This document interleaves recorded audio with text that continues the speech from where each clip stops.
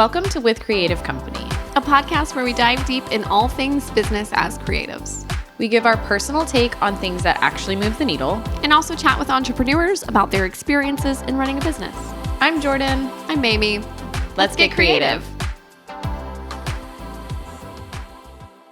Hello, hello. Hello. Here we are. I'm just going to jump right into it.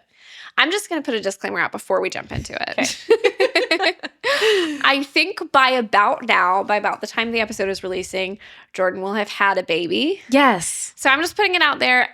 Honestly, you don't look pregnant. Thanks. Waist up. You really don't. But we are batching these in advance to prepare for Jordan being off work. So if you're watching this or listening to it and we reference pregnancy or Jordan being pregnant and you're like, well, she's definitely had a baby by now, that is why. That's why. Thank you. I appreciate that. That's what you want to hear when you're 37 weeks pregnant. You know what I mean? That you're going to have the baby soon. What'll be great is if this comes out and you're still pregnant. You'll love that. Please do not speak that over my life. Alrighty. So today we're going to talk about competition versus collaboration. Okay. I think especially working with friends in a saturated market. Okay. Yeah. I think this is such a great conversation, especially for people just starting out, because I think you can kind of be in that more competition mindset when you're first starting out versus like a established person in your industry. And yeah, I think I kind of want to go about it of like pros and cons and maybe dissecting those pros and cons. No, I think that's great. I feel like I'm excited to hear what you have to say on this. I feel like if you're on social media, you see a lot about this where it's like, it's not a competition, but you're like, but it is. Right. It feels like it is. Right. So I'm excited to hear what you have to say and what we both think on it. Amazing. All right. So pros and cons. I think a con could be being a little too close, promoting someone else's business. You know, like you can kind of get in that range, especially if you're working a lot with a certain photographer, or let's just say example again, I'm a photographer, second shooting a lot for someone. And usually you kind of have to post that, right? You have to be like, oh, this is who I was working for. It wasn't my wedding, blah, blah, blah. So I think that could be maybe under the con list of like, maybe not intentionally promoting somebody else's company that does the same exact thing as you. Yes. That could be a con. For sure. But I think a pro, I just had a space bubble in my head. That happens to me all the time, so you're fine. Do you have one off the top of your head that you want to say? I think a pro would be that you get to build relationships with people, and that can be a huge blessing to your business and your skill sets. And I think you need that. I think you need other people to bounce ideas off of. I've learned so much from working with other photographers. Yes. I spent the first 4 years of my business totally by myself. Like I had never second shot. I had never associate shot or anything. And I've learned a lot from other people in the past few years of working with people more. Yeah. And it's nice to like, when you're an entrepreneur or a business owner, you can feel very lonely. So it's great to have people and you have the same stories and you have the same stuff and you can share. Yeah. And you don't have to feel like you're the only person who does something. Right. Oh, that's true. I have one too. Go for it. Popped into my head. I think especially in any creative industry, when you have, again, very relevant timing, if you have a maternity leave, Yes. if you have something happen where, all of a sudden you can't show up to the gig that you were hired to do, like you have people to pull from. Yes. That can be there in your stead. You can recommend other people. Like you kind of have that safety net almost, which is hard to have as a business owner who just, it's just you, right? Yes. And again, it's not like you're trying to build a company with them, but it's having those people in place that will be there for you in those instances of emergency or planned leave. Even sometimes you can still function as a business and make money, but yeah, they're there to help. No, and I also think it puts you in a better creative mindset when you aren't looking at other people's work as something that's going to take away from yours or add to it or whatever. When you're able to see their work as theirs and your work as yours, I think you can be a much better creative than if you're looking at their posts and you're like, well, that's going to take away from me. They're too good. They're too much better than me. They're going to book the people I want to book. I think in most situations, there are plenty of clients to go around. There are definitely exceptions to that rule, but generally speaking, like if you're not booking, it's not because someone else is taking your bookings. Right. I agree. I think mindset is a huge thing, like for me at least. I am much more on the side of collaboration than competition. A little bit of a backstory. I grew up just south of Atlanta. And the first weddings, I shot in high school and college were in the Atlanta area, which is a big market for a lot of things, but definitely weddings as well.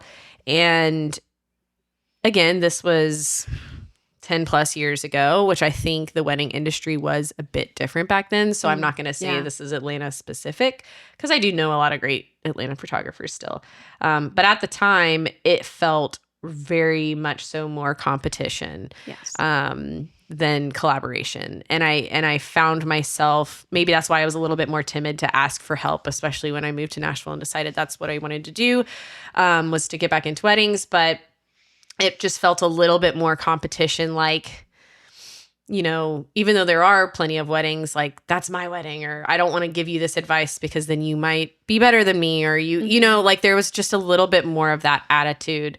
And again, I think it was more of the time. Social media wasn't really a thing. And I think photographers were just thought of a little bit differently as far as like budgeting for your wedding or just things like that.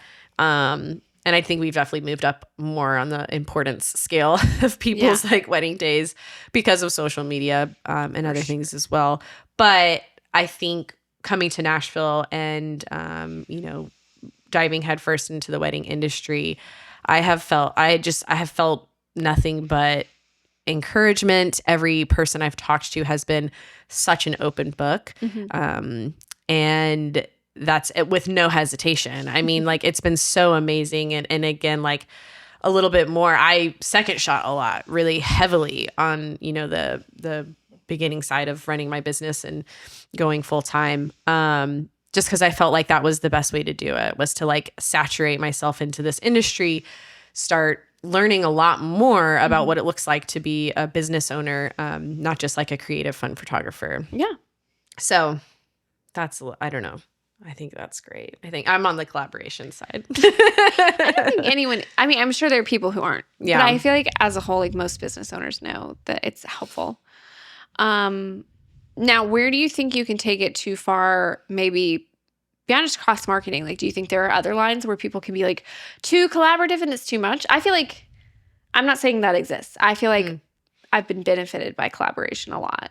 I love meeting new people and people that do the same thing. I love seeing people who are better than me. Yeah. I don't know. I don't think so. I think your mind, like going back to the mindset thing of like understanding that there is a specific client for you, just like there's a specific client for me, like, and having that mindset instead of like, we're all after that same one person or one client. I think it really just changes everything in your business. Like, I don't think so. I don't think it could be. I think you also have to care about like, why are you doing this? Are you doing this creative thing just for the money? Because yes, as a business owner, your job is to make sales. Your job is to make money. But also you're a creative and you're an artist of some kind.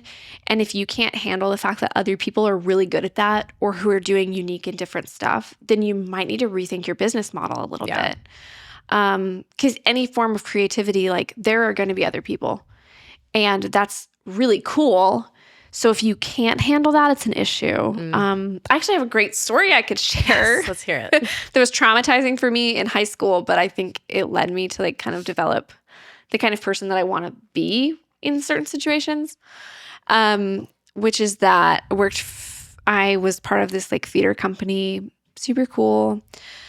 But it was like a community theater, and there was a photographer who took photos for all of the shows. And I would like give everyone copies of the photos if they paid for them. And it was super cool. She was amazing, honestly.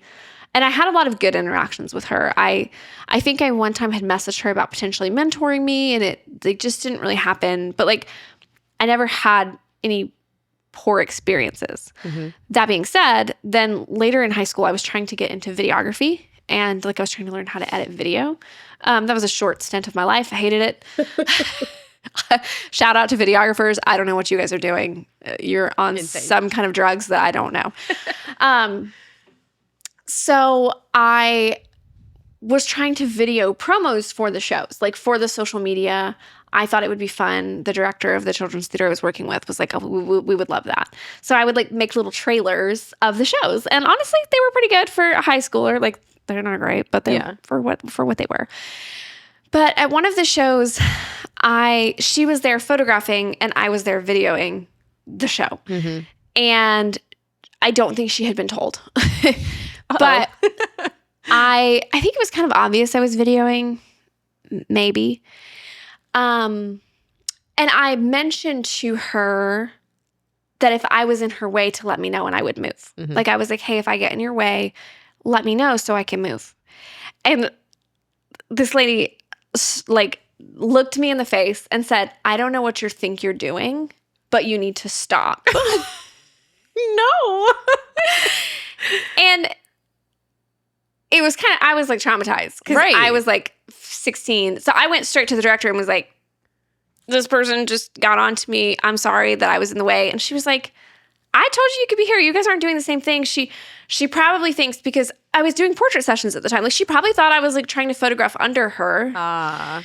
But it was such a good lesson for me. I didn't go away from it angrily.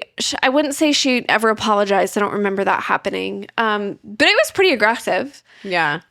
But what I learned from that is how much asking questions from other people can benefit you and how much like watching what other people are doing can help. Because if you go into it with the attitude that everyone's trying to copy you or trying to steal from you or just things like that. If you have that attitude, it's going to come across in your interactions with other people. Yeah. Versus if you have more of an open attitude and open mind and you're like, yeah, what are you doing? Yeah.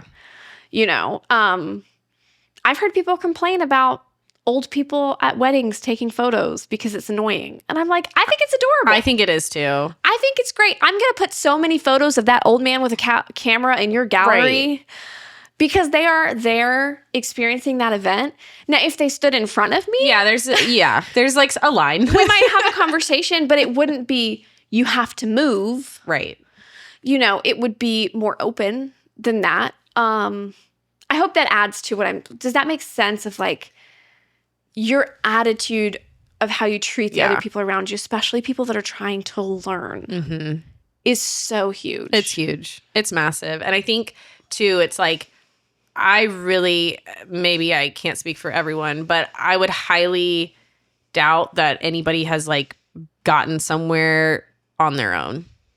No, if anyone ever claims that they're self-made, personally, I'm annoyed. Same, because I'm like, come on, you haven't learned anything from anybody. You haven't had anyone ever help you. Like, I'm not saying you didn't do most of it by yourself. Yeah, it's not discrediting your hard work. Yes. But it's like, we've all been there. We've all taken the first photo we've ever taken. We've all done the first project. Like, you can't be so self-righteous, I think, that like you think you've done this all on your own. Yes. And yeah, I think having that abundance mindset, if you want to call it that, is so much more beneficial and will open up more opportunities and things for you. I just don't think it's going to hurt your business in any way. Yeah. I really don't. I think this was a great conversation. I feel like a little bit bite-sized. I like our little bite-sized episodes when we're just sharing opinions that don't have tangible facts maybe to back them up. But yeah, like to wrap up, I think, unless you have more to add. No, I think that's great. I think just keeping in mind that there are plenty of clients. There's plenty of money. I say there's plenty of room at the table. If Jeff Bezos can have $200 billion, I promise there's enough money out there somewhere. You just don't know how to get it. Right. And I don't know how to get it sometimes. Like, I'm not saying I do. Right. But like, it's there. Mm-hmm. So we just have to find ways to grasp that. And it doesn't involve stomping on other people's heads. Unless you want to be a billionaire, in which case you might have to. Unless you want to be Jeff Bezos. No, I love it. We're not discrediting Jeff Bezos or insulting him on a public podcast.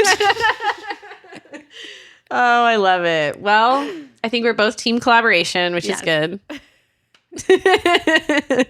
And you can listen to this on Spotify, Apple Podcasts. You can watch us on YouTube if you like seeing our pretty faces. And then on Instagram at with.creativecompany. Perfect. Yeah. All right. We'll see you next time. Yes. Bye. Bye.